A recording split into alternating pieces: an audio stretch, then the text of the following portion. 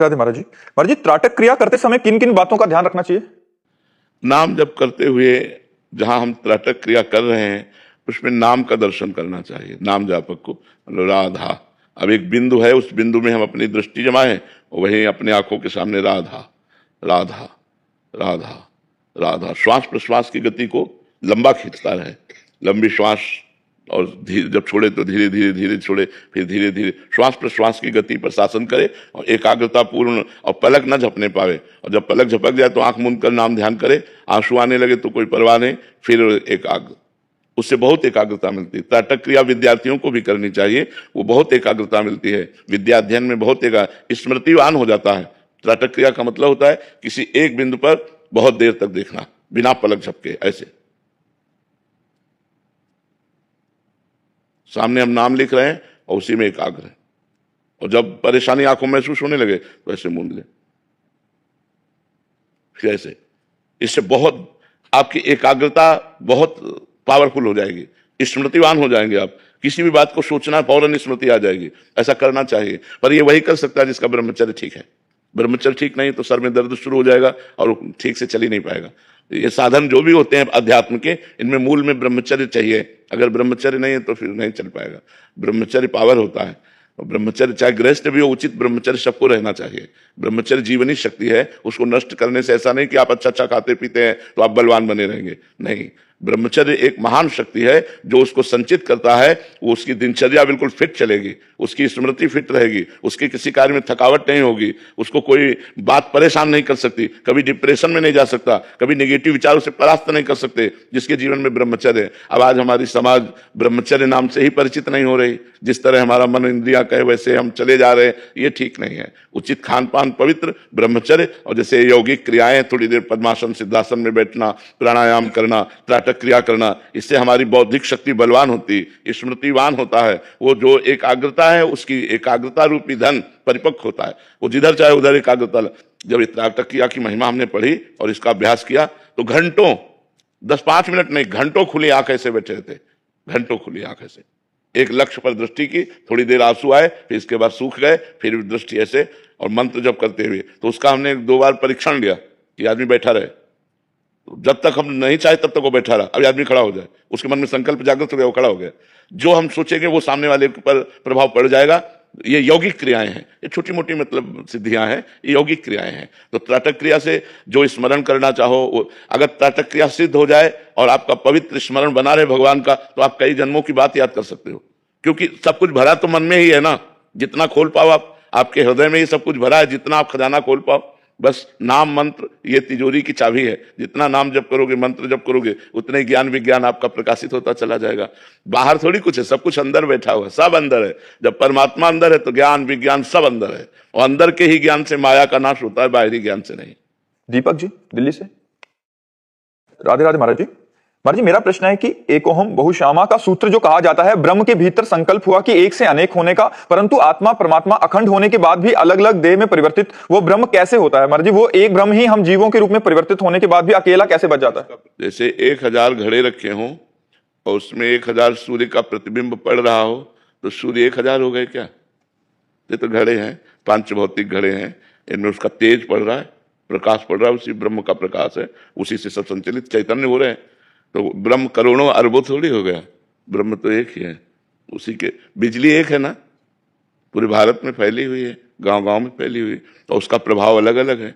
Heater में गर्म है, फ्रिज में ठंडा है, पंखे में वायु देती है, हाइड्रोजन में लाइट देती है, मशीनों का काम चल रहा है। तो बिजली कितने कार्य हैं, बिजली के कार्य देखो तो कितने हैं, और बिजली तो एक ही है ना। जो बिजली यहाँ चल रही है दिल्ली में चल रही है, बंबई में चल रही है, कलकत्ता में चल रही है, बिजली तो एक ही है ना। आप बिजली 2 तो नहीं कह सकते ना, समझ रहे हो ना। अब चूंकि ये प्राकृतिक वस्तु है, ये परब्रह्म से उदाहरण नहीं बनता, ये प्राकृतिक वस्तु है, और वो चिदानंद है परमात्मा, तो उदाहरण बनता नहीं। लेकिन समझाने के लिए ऐसे ही परमात्मा एक है, वो अनेक रूपों में भास रहा है। भासना माने है नहीं, पर दिखाई दे रहा है। जैसे एक कांच का मंदिर हो और अलग अलग कांच हो, कांच का अलग अलग प्रभाव नहीं होता। कोई सेम टू सेम चेहरा दिखाई देगा, और किसी में भयावना दिखाई देगा, किसी में लुभावना दिखाई देगा, किसी में टेढ़ा दिखाई देगा। लेकिन एक आप खड़े हो तो आपके कितने रूप हो जाएंगे। अगर शीशे के मंदिर में हो तो स्व प्रतिबिंब विभ्रमा, जैसे अपने प्रतिबिंब से कोई खेलता है, तो ऐसे ही भगवान चराचर जगत में एक है, अनेक रूपों में खेल रहे हैं। अब जब तक भजन नहीं करोगे तब तक ये बात समझ में थोड़ी आएगी। वो परमात्मा एक है, अनेक रूपों में भास रहा है। भासना माने होता नहीं है, लेकिन वो दिखाई दे रहा है। जैसे सूर्य एक है, 1 अरब घड़े रख दिए जाएं तो 1 अरब सूर्य दिखाई देंगे घड़ों में, लेकिन घड़ों के फूटने से सूर्य में कोई फर्क नहीं पड़ेगा, क्योंकि सूर्य एक है, वो अनेक नहीं है। भासते हुए भी परमात्मा ब्रह्म भासते हुए भी शरीर में जैसे एक्सीडेंट इत्यादि में या स्ट्रोक इत्यादि में पीड़ा का अनुभव किस कारण से होता है? मन को होता है, आत्मा को नहीं होता। आत्मा नैनम चिंदन्ति शस्त्राणि नैनम दहति पावकः न चैनम क्लेदयन्त्यापो न शोषयति मारुतः। जो अग्नेय अस्त्र है वो आत्मा को जला नहीं सकता, वारुणास्त्र वो भिगो नहीं सकता, वायवास्त्र वो हवा नहीं लगा सकता आत्मा में। अक्लेद्य है, अशोष्य है, अदाय है। आत्मा को कभी क्लेश नहीं होता, अछेद्य है, कोई छेद नहीं सकता, कोई दुख नहीं होता, कोई सुख नहीं होता। वो परमानंद स्वरूप है, उसमें प्रकृति के किसी भी तरह के व्यवहार का कोई भी प्रभाव नहीं है। ना होते हुए भी हमें भास रहा है। जैसे स्वप्न में हमें कोई तमाचा मारा, बहुत पिटाई की, लेकिन जगे जब तो कुछ था क्या? लेकिन स्वप्न में वैसे ही पीड़ा हो रही थी ना, स्वप्न में वैसे ही पीड़ा हो रही थी ना, और जब जगे तो बिल्कुल कुछ नहीं था। ऐसे ही अभी हम अज्ञान की धरा में शरीराभिमानी जीव कहलाते हैं। तो शरीराभिमान के कारण हमें भूख, प्यास, दुख, सुख, लाभ, हानि, देखना, सुनना, बोलना, ये सब अपने में लगता है, जबकि अपने में नहीं है। देखना नेत्रेंद्रिय का कार्य है, सुनना श्रवणेंद्रिय का कार्य है, भूख प्यास लगना प्राणों का कार्य है। अलग अलग इंद्रियों के अलग अलग कार्यों को हमने अपने में आरोपित कर लिया, इसीलिए हमें दुख सुख का अनुभव होता है। जैसे ब्रह्म बुद्धि संत, जैसे आप भगवान श्री, उन्हें क्या शरीर की पीड़ा आभास मात्र? शरीर की पीड़ा होती है, पर दुख नहीं होता। शरीर की पीड़ा होती है, जैसे आप चाटा मारे तो लगेगा कि चाटा मारा अपने शरीर में, लेकिन उसका दुख नहीं होगा, पीड़ा होगी उसकी। तो बुद्धि मात्र आभास के कारण ये कैसे शरीर में पीड़ा होती है, चेतना के न होने के बावजूद भी? नहीं, चेतना क्यों? चेतना उसकी लुप्त हो गई क्या? चेतना तो उसकी है ही, अहम खत्म हो गया है। चेतना शून्य थोड़ी हो गया है। चेतना तो है, भूख लगेगी तो मांग के खाएगा, ब्रह्मबोध हो गया है, भूख लगेगी तो मांग के खाएगा, सोच लगेगी तो सोच जाएगा, लघु शंका लगेगी तो लघु। शरीर की क्रियाएं हो रही, लेकिन करता नहीं रहा, अहंकार नहीं रहा, करता अहंकार नहीं रहा। कई दिन का भूखा है तो व्याकुलता पूर्वक भोजन पाते नजर आएगा, ये प्राणों का धर्म है, उसका धर्म नहीं है। वो इन सब धर्मों का दृष्टा है, साक्षी है। तो जैसे चाटा लगा शरीर में तो पता है चाटा लगा है शरीर में, लेकिन क्यों लगा इस बात का दुख नहीं है, व्यथा नहीं है, उसको व्यथा नहीं होती। जैसे पीड़ा है, बुखार है, परेशानियां हैं, लेकिन परेशानियां हैं पर उसका दुख नहीं। अगर उसका दुख हो तो हम आप लोगों से वार्ता नहीं कर सकते, हम व्यथित हो जाएं उसमें, लेकिन व्यथा नहीं है, बिल्कुल व्यथा रहित भगवान की कृपा से है। तो ऐसा नहीं होता कि पीड़ा नहीं होती है, लेकिन उसकी व्यथा नहीं है। क्यों? जैसे अपनी जबान दांतों से कट जाए तो लगे ना पीड़ा, लेकिन आपको दुख तो नहीं होगा ना। पीड़ा होगी पर दुख नहीं होगा। क्यों? अपनी ही दांत से आप फिसल के गिर गए, आपको चोट लगी, लेकिन आपको दुख नहीं होगा। आपके हाथ से ही आपको कोई पीड़ा लग जाए तो आपको दुख नहीं होगा। ऐसे आत्मवत हो जाता है, ज्ञानी पुरुष आत्मवत हो जाता है। एक आदमी चंदन लगाए माथे पे, एक आदमी थप्पड़ मारे, उसकी दृष्टि में दोनों समान होंगे, ना वो बुरा होगा ना वो अच्छा होगा। ये दृष्टि, ऐसा नहीं कि ज्ञानी आदमी के तुम काटो तो उसको पता ही नहीं चलेगा। हाँ, एक स्थिति और होती है, जो ज्ञान की चरम अवस्था में डूब गया हो, 8वीं भूमिका, अब उसके शरीर को काटो भी तो फर्क नहीं पड़ता। लेकिन इसकी भूमिकाएं हैं, इसकी भूमिकाएं, प्रवचन हो रहा है, चर्चा की जा रही है, ये सब की, ये 4थी भूमिका तक है। 5वीं भूमिका में और गाढ़ स्थिति, 6ठी भूमिका में और गाढ़ स्थिति, 7वीं भूमिका, 8वीं में काट डालो तो फर्क नहीं पड़ेगा।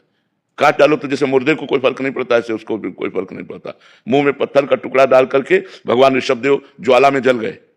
जब अवधूत चर्या दिखाई तो 8वीं भूमिका का जब दर्शन कराया तो मुख में पत्थर का टुकड़ा डाल करके और दावाग्नि में, जंगल की दावाग्नि में प्रवेश कर गए, जल गए, भस्म हो गए स्वतः।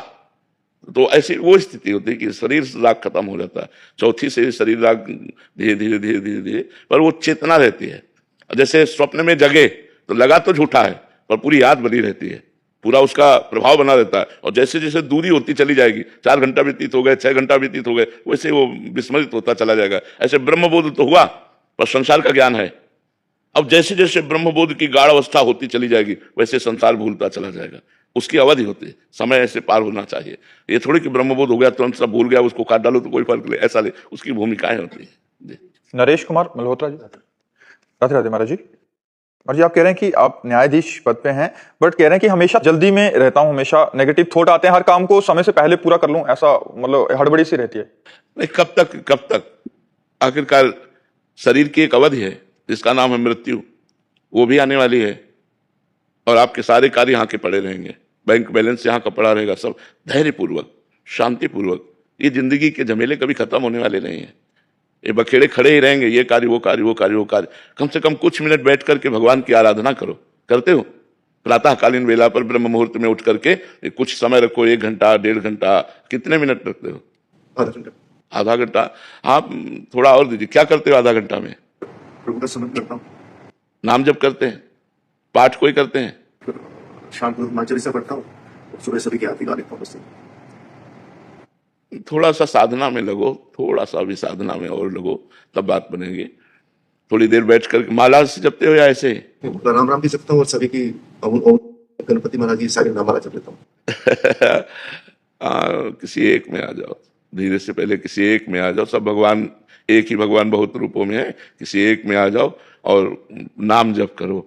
और थोड़ी देर अगर आपको रामचरितमानस प्रिय हो तो 1 दोहा से 1 दोहा तक पढ़ लो। मान लो आपको टाइम नहीं है तो 1 दोहा से 1 दोहा में 5 मिनट 7 मिनट लगता है, गा करके आराम से भगवान की छवि सामने हो तो आप रामचरितमानस का पाठ कीजिए अर्थ सहित और नाम जप कीजिए और विचार कीजिए कि ये काम कभी खत्म नहीं होने वाले। तो उठते बैठते चलते फिरते राम राम या राधा राधा या कृष्ण कृष्ण, जो नाम प्रिय हो वो नाम, और भगवान का आश्रय ले लो तो अभी शांति आ जाएगी। नहीं, कितना कामनाओं की बाढ़ लगी हुई है हृदय में, हमारे कामनाओं की बाढ़ लगी हुई, ये कामना कभी पूर्ति नहीं होने वाली, काम कभी निपटने वाले नहीं, चाहे जितना कर लो आप, ये माया है, कभी निपटने वाले नहीं। थोड़ी शांति, थोड़ा धैर्य। और मनुष्य जीवन का लक्ष्य क्या है? भगवत प्राप्ति, भगवत भजन। अगर ये नहीं हुआ तो जब आप मरोगे तो आपका पद नहीं साथ जाएगा, इसके द्वारा कमाया हुआ यश, कमाया हुआ धन, सब परिवार, शरीर यही छूट जाएगा। तो कम से कम हम थोड़ा परलोक के लिए भी सोचे कि पूर्व जन्म में हमने पुण्य किए तो इस बार मनुष्य शरीर और जज पदवी मिली, अब आगे के लिए हम क्या कर रहे हैं?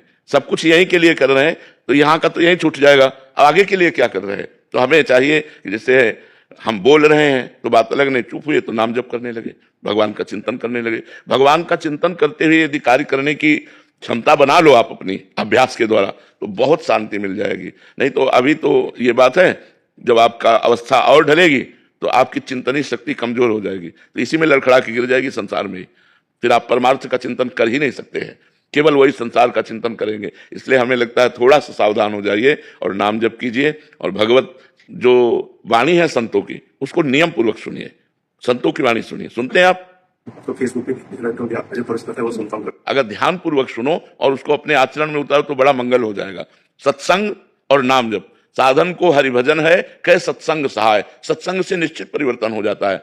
और कभी भी आपको जब पता चल जाए कि ये निर्दोष है तो किसी भी स्थिति में उसको दंड न मिलने पावे, ये मतलब आपके द्वारा कभी ऐसा ना होने पावे। अपने पद का सदुपयोग करे, किसी के प्रलोभन से या भय से।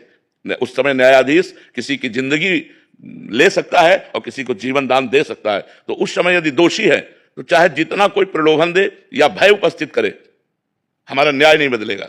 अगर निर्दोष है तो हम कोशिश करें, चाहे जितने उसके साक्ष्य मिल गए हों, साक्ष्य बना दिए गए हों, हम उसे बचाने की कोशिश करें, उसे लंबा घसीटे, टाइम टू टाइम उसको बढ़ाते चले जाए और निर्दोष को हम दया करके दंड रहित रखें और दोषी को बिल्कुल दंड दे, क्योंकि दोषी को दंड मिलेगा तो पवित्र हो जाएगा, वो आगे से अपने आचरणों का सुधार कर सकेगा। इसलिए हमें लगता है अगर हम अपने पद का सदुपयोग करें, भगवान का नाम जप करें और सत्संग सुने तो हमें बहुत लाभ प्राप्त होगा। व्याकुलता बनी रहती।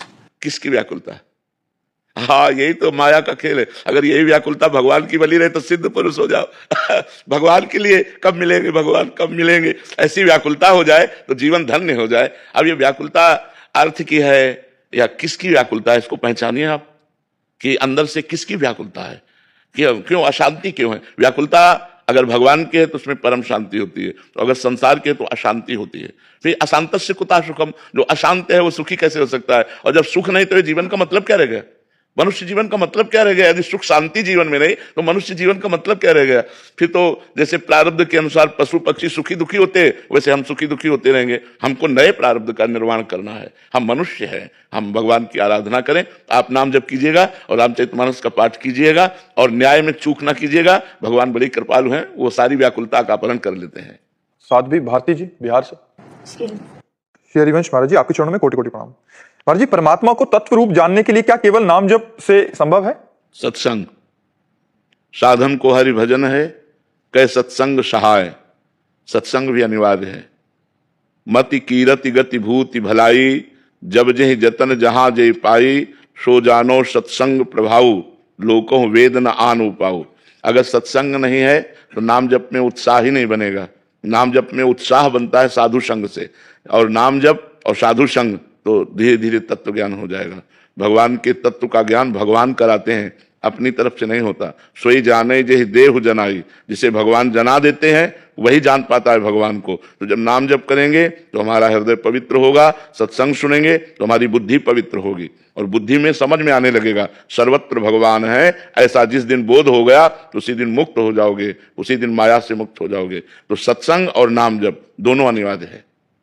अनुज कुमार जी, कनाडा से। राधे राधे महाराज जी। महाराज जी, आपके श्रीमुख से कई बार 3 शब्द सुने हैं, भक्तजन, संतजन और रसिकजन। महाराज जी, इन तीनों का अर्थ क्या है? महाराज जी, वैसे पर्यायवाची शब्द समझ लीजिए, थोड़ा थोड़ा सा भाव में केवल अंतर है। नहीं, जैसे जल है, वारी है, तोय है, तो उसी हम पानी को ही तो कह रहे हैं। ऐसे ही जिनका संबंध भगवान से है वही यही सब है, चाहे संत कहो, चाहे भक्त कहो, चाहे रसिक कहो। अब भक्त वो भगवान से प्यार करता है। भगवान षडैश्वर्य भगवान, ऐश्वर्यशाली भगवान, जो उत्पत्तिम च विनाशम च भूतानामा गतिम गतिम वेति विद्याम अविद्याम च षष्टारो भगवान इति। जो उत्पत्ति, विनाश, गति, अगति, विद्या, अविद्या सबका स्वामी है। वो ज्ञान, ऐश्वर्य, वैराग्य, श्री सबका स्वामी है वो भगवान। मैं भक्त, भगवान मेरे स्वामी। भक्त का ये संबंध। संत जो समदर्शी हो चुका है, जिसमें दूसरे के द्वारा किए हुए अपमान के बदले में हित करने की भावना आ गई है। वो अपमान कर रहा है और वो उसका हित कर रहा है।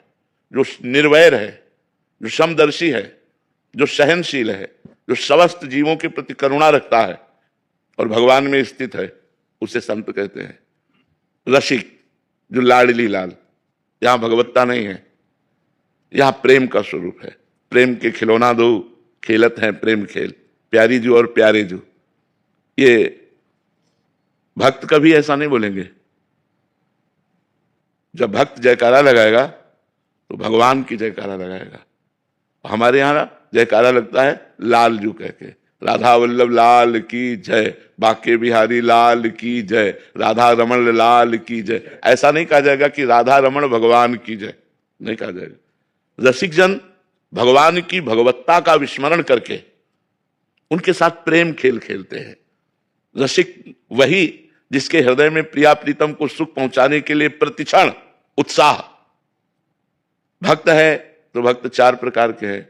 एक अपनी संकट निवृत्ति के लिए भक्ति करता है, एक भगवान से धन प्राप्ति की चाह रखता है, एक भगवान को जानना चाहता है और एक भगवान को जान गया है। 4 प्रकार के भक्त बताए गए। जैसे तो रसिक वही केवल है जो केवल प्रिया प्रीतम को सुख पहुंचाना चाहता है, जो प्रभु को सुख पहुंचाना चाहता है। क्या वस्तु को भोग लगाऊं, कैसे क्या पहना दूं, कौन सा इत्र लगाऊं, आज कौन सी सेवा करूं जिससे हमारी प्यारी जू प्यारे जू को सुख मिले। अपनी चिंता नहीं है। जो अपने विस्मरण को प्राप्त हो चुका है, मैं का विस्मरण कर चुका है और प्रिया प्रीतम के अनुराग से युक्त हो चुका है, उसे रसिक कहते हैं। और जो मैं सहित भगवान की शरण में चला गया है उसे भक्त कहते हैं। और जो समदर्शी है, निर्वैर है, अपमान करने वाले को भी सुख प्रदान करने वाला है, वो संत है। तो संत, भक्त, रसिक सब उसी परमात्मा से संबंध जुड़ने के कारण ही है। भारत निर्भय जी। पूज्य गुरुदेव भगवान, आप कहते हैं कि हमको ना पकड़ो, हमारी बात पकड़ लो। प्रभु जी, निरंतर नाम जपने एवं आहार शुद्ध रखने तथा आचरण अच्छा रखने की कोशिश करता हूं, फिर भी जीवन में दोबारा गलत विचार, क्रोध, काम क्यों आ जाते हैं? नहीं, विचार तो आएंगे क्योंकि अभी चिप खाली थोड़ी हुई है। आज हम डिलीट करना शुरू किया है और लाखों मैसेज काम के हैं, लाखों मैसेज क्रोध के हैं, गंदी बातों के, गंदे विचारों के हैं। तो हम जैसे जैसे जपते राधा राधा राधा, वो निकल रहे हैं और अनेक जन्मों के हैं। इसलिए हमें लंबे समय तक इस गंदगी को साफ करना होगा। हमें लड़ाई लंबे समय तक लड़नी होगी, ये 10-5 दिन में खत्म नहीं होगी। हमें लंबे समय तक लड़नी होगी। राधा राधा राधा राधा धैर्यपूर्वक चलें तो गंदे विचार आ नहीं रहे, ये गंदे विचार जा रहे हैं। जो हमारे मन में भरे हुए हैं वो जा रहे हैं, हमें ऐसा सोचना चाहिए। बिल्कुल घबराने की जरूरत नहीं है। बस अच्छा भोजन, पवित्र और अच्छे आचरणों को संभालते रहो तो धीरे धीरे मन निर्मल होने लगेगा। निर्मल कैसे होगा? जब हम कपड़ा धोते हैं तो गंदगी दिखाई देती है कि नहीं? जब हम झाड़ू लगाते हैं तो गंदगी दिखाई देती है कि नहीं? ऐसे मन में झाड़ू लग रही है, अब मन निर्मल हो रहा है तो गंदगी वो सब दिखाई देती है। आप देखो भजन में जब बैठते हो तब ज्यादा मन चंचल होता है, भजन में जब बैठते हो तो ज्यादा प्रपंच की गंदी बातें लाता है, और भजन ना करो तो ऐसा लगता है कि थोड़ा शांति सी है। और जहां भजन में बैठो तहां वो उद्दंडता शुरू कर देता है। वो उद्दंडता शुरू नहीं करता, उसकी भरी हुई उद्दंडता बाहर निकलती है, मन खाली होता है, क्योंकि भजन जो है वो अंदर सफाई कर रहा है तुम्हारे हृदय की। तभी तो निर्मल जन मन सो मोहि पावा, मोहि कपट छल छिद्र न भावा। मन निर्मल है तो भगवान की प्राप्ति हो जाती है। तो मन निर्मल कैसे होगा? जितना हम भजन करते हैं उतना ही मन निर्मल होता है, यदि हम गंदगी बटोरे ना।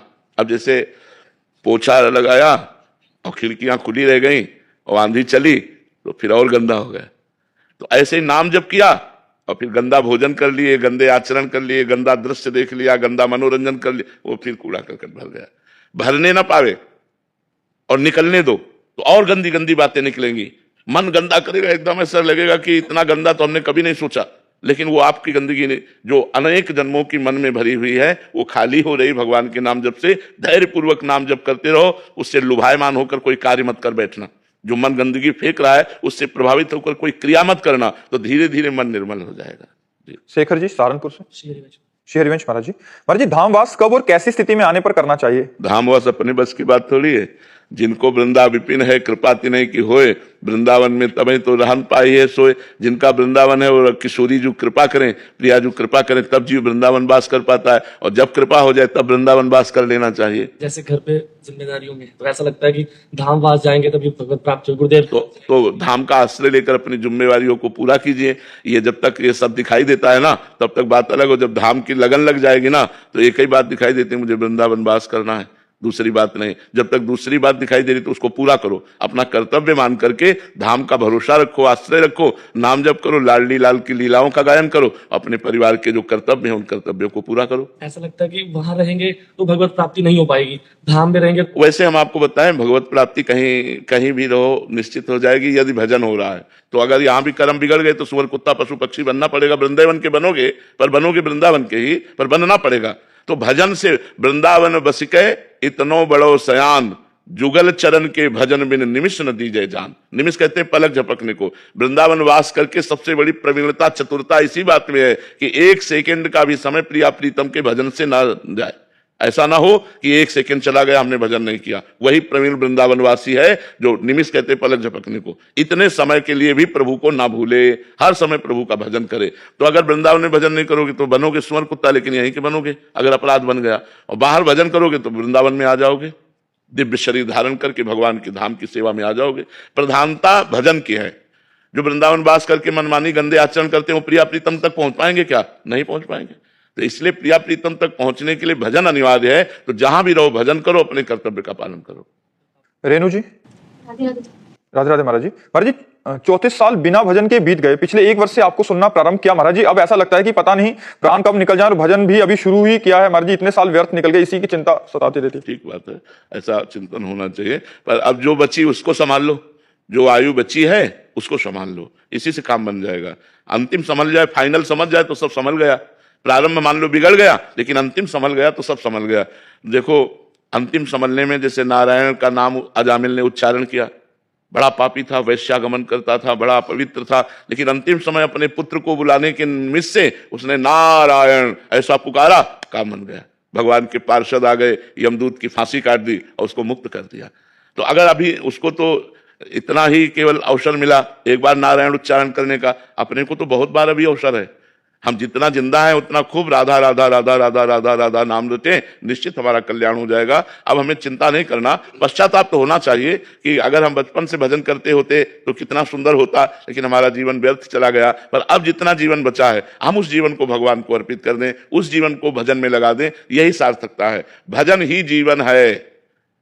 चाहे जितना बैंक बैलेंस जमा कर लो, चाहे जितना बढ़िया मकान बना लो, चाहे जितनी बढ़िया गाड़ी खरीद लो, चाहे जितने सुंदर पत्नी पुत्र पति आदि हो, मरना है यहां। और जब मरना है तो कुछ साथ ले जाना नहीं है।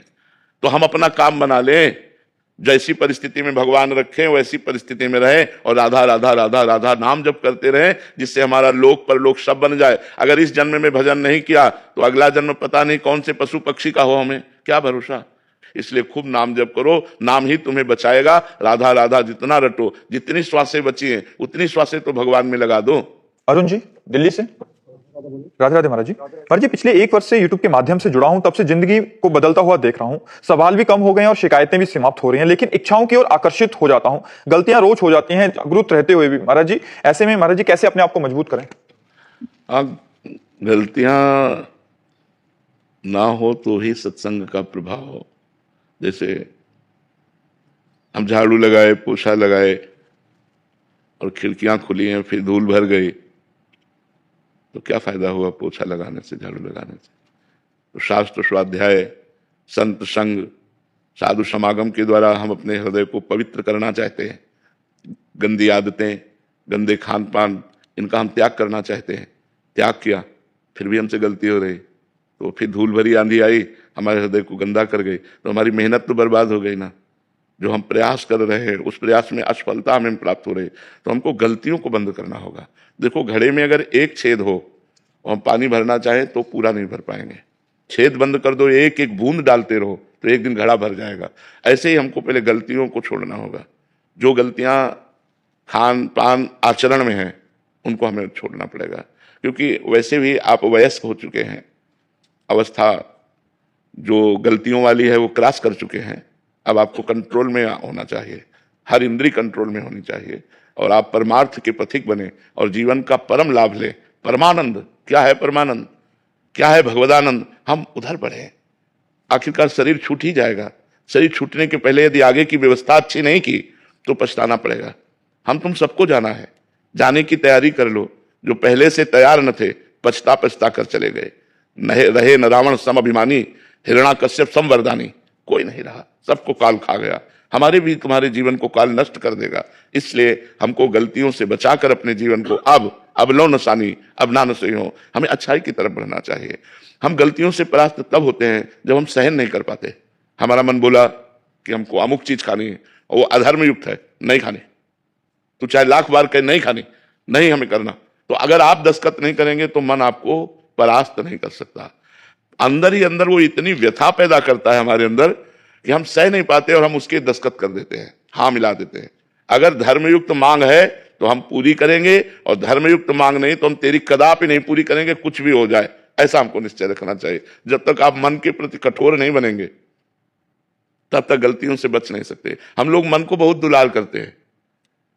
अगर मन की गलती हम खुला लाने लगे तो अभी सुधर जाए, लेकिन हम छुपाते हैं। हम मन को सपोर्ट करते हैं। अगर मन को सही करना है तो मन की गलती को हमें चौड़े पे लाना होगा।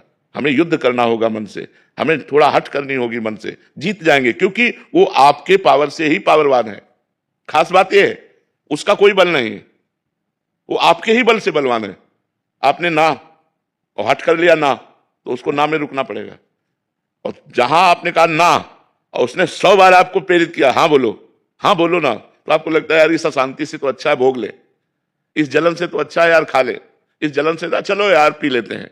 बस यही कमजोरी हमको नरकगामी बना देती है, यही कमजोरी हमको परास्त कर देती है। और जो मनुष्य जीवन का परम लाभ भगवान की प्राप्ति है उससे हम वंचित रह जाते हैं। हमें थोड़ा कठोर बनना होगा अपने मन के प्रति। अपने मन के प्रति क्षमाशील नहीं होना है, दूसरे के प्रति क्षमाशील होना है, अपने मन को दंड देना है। 3 दिन भोजन बंद, उसी को तो दंड मिल रहा है। हम तो अविनाशी के बच्चा हैं, अविनाशी स्वरूप है। चलो 3 परिक्रमा 1 दिन में लगाओ वृंदावन की। अब वो होश ठिकाने उसके हो गए कि 3 दिन भोजन ही नहीं मिलेगा अगर ये गलती हो गई। ऐसा तो ये दंड है मन को दंड देना। अपने आप इसको हम ठीक कर लेंगे। अब इन सब बातों को लोग प्रयोग नहीं करते और जब मन जहां जैसा चाहा वैसा करते रहते हैं। इसलिए इंद्रियां बहुत बलवान हो गई, मन बलवान हो गया और हम निर्बल हो गए। हमारे बल से ये बलवान हो गए और हमने निर्बल करके अपना गुलाम बना लिया। जब जो चाहते हैं वो वैसा करवाते हैं। प्रायः हम सब उसी लाइन में खड़े हैं। अगर हम कठोर हो जाए, थोड़ा सा समझ जाए, तो ये सैनिक हैं, आप राजा हैं, आप जैसा चाहो वैसा इनको घुटने पे ला सकते हो। लेकिन आज वो सैनिक होते हुए भी वो हमको घुटने पे खड़े किए हैं, अंदर ही अंदर दबकावे, नहीं करेंगे, कुछ भी कर ले, अपने आप ठीक हो जाएगा। आप लड़ो तो थोड़ी देर मन से, लेकिन मन से 1 मिनट भी आप लड़ना नहीं चाहते। इतना दुलार करते हैं मन को कि वो जहां बोला तहां दस्तखत कर दिया, हाँ ठीक है, क्योंकि पता है अगर नहीं किया तो जलाएगा। उसी जलन को जो सह गया वही महात्मा, जो काम क्रोध लोभ आदि के वेग आते हैं, जलन आती है, उसी को सहना, परमार्थ पे चलना होता है, उसी को सो। यम ही न व्यथ्यते पुरुषम पुरुषर्षभ सम दुखा सुखा धीरम स्वम तत्वाय कल्पते। जो इस व्यथा को सह जाए, जो इस व्यथा से व्यथित नहीं होता, उसे सह जाता है, वही परमात्मा पद को प्राप्त होता है। इसलिए मजबूत बनिए, अपने मन से लड़िए और नाम जपने का प्रयास अधिक कीजिए। जितना हो रहा है उससे और अधिक कीजिए, तो आपको बल मिलेगा, आपको लाभ मिलेगा। मेघा जी जयपुर से।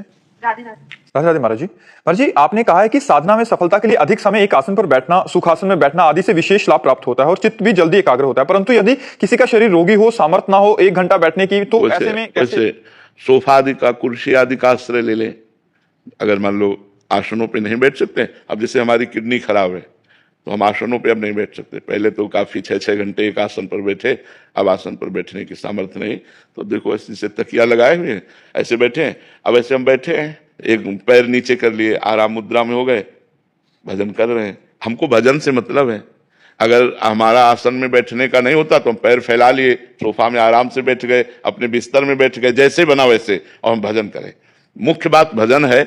आसन आदि से भजन में सहयोग होता है, क्योंकि जैसे हम एकाग्र होकर शांत बैठे तो हमारी इंद्रियां, मन सब धीरे धीरे शांत होंगी। ऐसे बैठने, मेरुदंड सीधी करने से सुषुम्ना नाड़ी खुली रहती है, जिससे हमारे ध्यान और भजन में बड़ा सहयोग बनता है। ऐसे बैठने से वो बंद हो जाती है। मेरुदंड, जब कभी योगी, किसी संत महात्मा योगी को देखिए तो आपको ऐसे मिलेगा, मेरुदंड एकदम 90 अंश का कोण, बिल्कुल सीधा ऐसे। ये इस स्थिति में सुषुम्ना नाड़ी खुली रहती है, और सुषुम्ना नाड़ी भगवद आनंद प्रदान करने वाली होती है। तो अधिक समय तक प्रायः लोग मेरुदंड को टेढ़ा करके बैठते हैं, पर साधना में मेरुदंड सीधी की जाती है। अब शरीरों की वो स्थिति नहीं रह गई। High blood pressure, low blood pressure, sugar, क्या क्या सब लोगों के प्रायः हो रहे हैं रोग, क्योंकि मेहनत कोई कर नहीं रहा। रोगों का कारण जानते हो? व्यायाम न करना, मेहनत ना होना। एक बार आप देखो, मोटरसाइकिल को भी सुबह सुबह आप एकदम रेस में लेते हैं ना, चलने के पहले रेस में लेते कि नहीं? तो 24 घंटे में एक बार अपने को रेस में लीजिए। हाँ, उसमें जैसे ट्रेडमिल आदमी है, दौड़िए। आप थोड़ा सा शरीर को आप स्वस्थ रखने के लिए व्यायाम कीजिए। तो अच्छा, अब मेहनत तो रह नहीं गई कि जैसे माताएं बहनें घर में चक्की पीसती थी और कुआं से पानी निकालना बड़ी मेहनत वाले काम थे। अब कुछ रह नहीं गया, बटन दबाओ, पानी टंकी में भर गया और चक्की से आटा पिसवा लो। और जो थोड़ा सा धनी पुरुष है, धनी लोग हैं, तो अब मशीन आ गई रोटी बनाने वाली। तो अब जब मेहनत शरीर में नहीं रह गई तो अब पेट फूल रहे हैं, अब शरीर में शुगर हो रहा है। नहीं, किसान आदमी को कभी शुगर, कभी ब्लड प्रेशर, कभी दिल की बीमारी, कभी नहीं, कभी नहीं। 10 रोटी जो है वो 1 लीटर मठा के साथ खाई और 2 घंटे 4 घंटे फावड़ा चलाया, फिर भोजन किया। मतलब दिन में 3 बार भोजन किया और बैल जैसी ताकत शरीर में, और कभी कोई रोग नहीं, क्योंकि मेहनत कर रहे हैं। अब मेहनत तो बची नहीं। तो हमें लगता है कि सबको कम से कम 3 किलोमीटर सुबह चलना चाहिए रफ्तार से। अगर आपको चलने का ऐसा कोई ना हो तो आजकल ट्रेडमिल चल गई, खुली छत पे ट्रेडमिल रख करके, और उस पर 2-3 किलोमीटर 4 किलोमीटर चले, थोड़ा सा दंड बैठक मारे, थोड़ा सा व्यायाम करे, जिससे शरीर स्वस्थ रहे। अब तो आज लोग अस्पताल जाना पसंद करेंगे, लेकिन उन्हीं पैसों से फल फ्रूट खा करके व्यायाम करना पसंद नहीं करेंगे। तो अगर आसनों पे नहीं बैठ सकते तो सोफा आदमी बैठ जाओ, लेकिन कोशिश करो कि हमारा भजन बन जाए, हमारा नाम जप हो जाए, इसी से जीवन सार्थक होगा। वरुण जी यूएस। राधे राधे।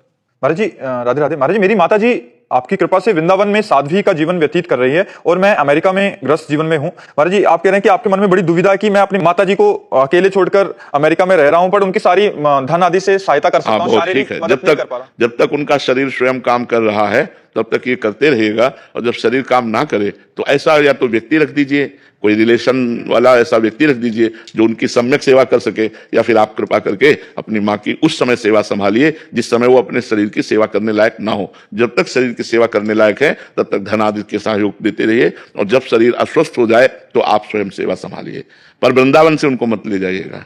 वो विरक्त है। मेरे को बस ये है कि मेरे आने से यहाँ पे वो मेरे मुंह में ना पड़ जाए। बस मैं उनको वो मुंह नहीं चाहता उनके लिए कि वो अपने पास से। हाँ, लेकिन देखो, मोह का नाश तो आने ना आने से नहीं होता है, मोह का नाश भगवान की कृपा से होता है। आप पास रहो और भगवान की कृपा है तो उनको मोह नहीं होगा, और आप दूर रहो, सालों ना मिलो, तो भी वो रोज चिंतन आपका करेंगे। वो रोज मोह के कारण मेरा बेटा, आपकी फोटो देखेंगे, आपकी मोबाइल देखेंगे, और अगर उनको भगवान का कृपा प्रसाद प्राप्त है तो आप पास बने रहो, कोई फर्क नहीं पड़ता है। तो इसमें भगवान की कृपा ही प्रधान है, ना कि आपका पास रहना या दूर रहना। मुझे कोई पाप नहीं लगेगा? नहीं नहीं नहीं, माता की सेवा करने से पाप कैसे लग सकता है? माता की सेवा करने से आप पवित्र हो जाएंगे, आप पाप रहित हो जाएंगे माता की सेवा करने और से। मैं उनके साथ नहीं रह पाता। कोई बात नहीं, अभी जब तक उनका शरीर काम कर रहा है तब तक आप उनको सहयोग करते रहिए, और जब शरीर काम न करे तो आप आना, उनको मत ले जाना, आप उनकी सेवा करना। बहुत सुंदर है, धन्यवाद है कि आप अपने ऐसी माँ की जो विरक्त है उनकी सेवा कर रहे हैं। तितिक्षा शर्मा जी, राजस्थान से। राधे राधे महाराज जी। महाराज जी, आप एक बार तितिक्षा शब्द का महाराज जी अर्थ समझना चाह रहे थे। इनका नाम ही तितिक्षा, जब पूछते हैं तो हम उनको बता नहीं पाते। तितिक्षा शब्द का अर्थ होता है गर्मी, सर्दी, गाली, अपमान, निंदा, हानि, दुख सबको सहना। जो सहनशील है उसे तितिक्षावान कहते हैं। भगवान ने गीता जी में कहा है, मात्रा स्पर्शास्तु कौन्तेय शीतोष्ण सुख दुखदा आगमा पायनो अनित्यास्तास तितिक्षस्व भारत। तितिक्षस्व, तितिक्षा माने होता है सहनशील, जो हर प्रकार के विरोध को, अपमान को, निंदा को, दुख को, सर्दी, गर्मी, बरसात सबको जो सह ले, भूख प्यास सबको जो सह ले, उसका नाम तितिक्षु है। तितिक्षु ये बहुत बड़ा, सन्यासियों को कहा जाता है, संतों को कहा जाता है, बड़े तितिक्षावान है, तब सहनशील है। गर्मी, सर्दी, बरसात सब, भूख प्यास, मान अपमान सब कुछ बर्दाश्त कर गए, उन्हें तितिक्षा कहते हैं, उसे तितिक्षु कहते हैं। बहुत बड़ा शब्द है ये अध्यात्म में, तितिक्षा। इसके बिना कुछ नहीं होता। ये बहुत बड़ा अस्तित्व रखता है अध्यात्म में, तितिक्षा। भगवान ने जब संतों की महिमा का वर्णन किया तो सबसे पहले इसी शब्द का प्रयोग किया कपिल भगवान ने, तितिक्षवा कारुणिकाहा।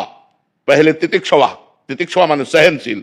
जो सहनशील है वही महात्मा है, जो गर्मी, सर्दी, मान अपमान, दुख सुख, लाभ हानि सब द्वंद्वों को सह रहा है शांत होकर के, वही भगवान का परम प्यारा भक्त है, वही संत है, वही महात्मा है, वही ऋषि है, वही मुनि है। तो तितिक्षा शब्द अध्यात्म में बहुत बड़ा अस्तित्व रखती है। जिसके जीवन में जितनी तितिक्षा है उतना ही महान संत, चाहे वो गृहस्थ में हो चाहे विरक्त में हो। संत का मतलब केवल कपड़े से नहीं होता, पैंट शर्ट में भी संत हो सकते हैं, पैंट शर्ट में भी संत हो सकते हैं, धोती कुर्ता में भी संत हो सकते हैं, स्त्री भी संत हो सकती है। संत का तात्पर्य है जो उन लक्षणों से युक्त हो। वेश है और लक्षण नहीं है तो पाखंड है, और वेश नहीं है और लक्षण है तो वो संत है। देखो विभीषण जी बाहरी कोई लाल पीला थोड़ी पहने, और भगवान के जब सामने आए तो भगवान ने कहा, तुम सरीखे संत प्रिय मोरे, धरऊं देह नहीं अन्य, तुम्हारे जैसे संतों के लिए ही मैं अवतार धारण करता हूं। तो विभीषण जी को संत कहा भगवान श्री राम ने। भगवान शंकर जी ने संत कहा विभीषण जी को। जब रावण ने लात मारी और विभीषण ने हाथ जोड़ा और कहा, तुम पितु सरिस भले मोहि मारा, राम भजे हित नाथ तुम्हारा। तुम पिता के समान हो, हमें लात मारी कोई बात नहीं, लेकिन भगवान का यदि भजन करोगे तो तुम्हारा मंगल होगा। तो भगवान शंकर बोल पड़े, उमा संत कही यही बड़ाई, मंद करत जो करत भलाई। देखो रावण मंद कर रहा है लेकिन विभीषण जी उसकी भलाई चाह रहे हैं, यही संत है। तो संत लक्षणों से संत। अगर वेश है और लक्षण है तब तो सोने पे सुगंध समझो, और वेश है और लक्षण नहीं है तब तो पाखंड है। तो संत में सबसे पहला शब्द है तितिक्षवा, फिर कारुणिकाहा। तितिक्षवा सहनशील, जितना जो सहनशील है उतना ही बड़ा महात्मा होगा। महाराज जी, तो मैं इस नाम की गरिमा को कैसे बनाए रखूं? नाम जप करो और सहनशील बनो। जो तुम्हें गुस्सा दिलाए गुस्सा मत होना, कभी किसी को कटु वचन मत बोलना, कभी किसी का अहित मत करना। सहनशील बनो तो इस नाम का स्वरूप आ जाएगा। जो तितिक्षा नाम है तो वास्तविक तितिक्षा तुम्हारा स्वरूप हो जाएगा। संटा घोष जी। राधे राधे महाराज। राधे राधे महाराज जी। महाराज जी, आप कह रहे हैं कि आपका एक बेटा है 18 साल का, वो मानसिक रूप से बीमार है। तो महाराज जी ये किसके कर्मों का फल है महाराज जी? उसकी हालत ये उसका कर्म है या आपके भी कर्म है? अपने कर्मों का। आपका कर्म उसमें साथ मिला हुआ है जो आपको दुख भोगना है। वही पुत्र स्वस्थ होता पढ़ लिख करके अच्छे, तो वही आपको सुख देता ना। तो उसमें आपके पुण्य संयोग थे। अब आपका पाप है जो ऐसे पुत्र का जन्म हुआ जिसको देख देख करके जलो और दुखी हो और परेशान हो। तो आपका भी कर्म है, और उसके शरीर की खराबी उसका कर्म है, लेकिन वो आपका पुत्र बना, इस संबंध से आपका भी कर्म है। प्रियंका शर्मा जी। राधे राधे महाराज। राधे राधे महाराज जी। महाराज जी, एक एकांतिक वार्तालाप में सुना था कि प्याज लहसुन तामसिक प्रवृत्ति के कारक होते हैं, तो आपकी आज्ञा अनुसार उन्हें त्याग दिया है। परंतु महाराज जी आजकल बाजार में मिल रही हर वस्तु, यहाँ तक कि नमकीन मसालों में भी प्याज लहसुन का होता है। ऐसे में महाराज जी कभी ऐसा गलती हो जाए तो? ना, कोई देखो वो कोई पाप नहीं है। प्याज लहसुन कोई पाप नहीं है। प्याज लहसुन जैसे कुछ संत जन गाजर नहीं पाते, तो बहुत सी ऐसी वस्तुएं हैं जिनके गुणों का अनुमान करके संतों ने त्याग किया। इसमें ये दोष है, इसमें ये गुण है, जिससे हमारी बुद्धि पवित्र है। तो प्याज लहसुन, जहां आलू पैदा होते हैं वहीं प्याज लहसुन पैदा होता है। प्याज लहसुन कोई पाप नहीं कि खा लिया तो हमसे पाप हो गया, ऐसा नहीं है। वो तमोगुणी है, वो हमारी बुद्धि को भजन से रहित करने की चेष्टा करेगा, हमको आलस्य निद्रा प्रमाद ये पैदा करेगा। कोशिश कीजिए कि जहां तक हो सके आप ना पाए, वो तमोगुणी है, मगर कोई पाप नहीं है। तो जैसे मसूर की दाल, अब मसूर की दाल हम लोग नहीं खाते क्योंकि तमोगुणी है। कभी नहीं खाते। कोई भी संत शायद ना पता होगा, मसूर की दाल नहीं पाते क्योंकि तमोगुणी है। तो ऐसे बहुत से भोजन में भी पदार्थ है जो तमोगुणी है। अच्छा, बहुत से ऐसे लोग हैं जो दूध को फटी हुई वस्तुएं नहीं पाएंगे, जैसे पनीर है, छेना है, वो नहीं पाएंगे। तो ऐसे मतलब अलग अलग विचारधाराएं हैं, अलग अलग उसमें गुण दोष का दर्शन है। जो बहुत पवित्रता है वो तो केवल घर में चल सकती है, नहीं चल सकती कि घर में अपने पवित्रता चल सकती है, लेकिन बाहर होटल में, व्यापार में, आप जो हॉस्टल में, वहां जैसा मिले, बस ये है कि प्रधानता आपको मांस नहीं खाना। अब सैकड़ों बच्चे दीक्षित हैं, पढ़ रहे हैं, सैकड़ों आर्मी के दीक्षित हैं और फौज में है, तो छूट देनी पड़ती है। कोई उनका घर थोड़ी है, जो सरकार की व्यवस्था है उसी के अनुसार चलना पड़ेगा। तो इसलिए कभी ऐसा चूक हो जाए तो उसमें कोई पश्चाताप न करे।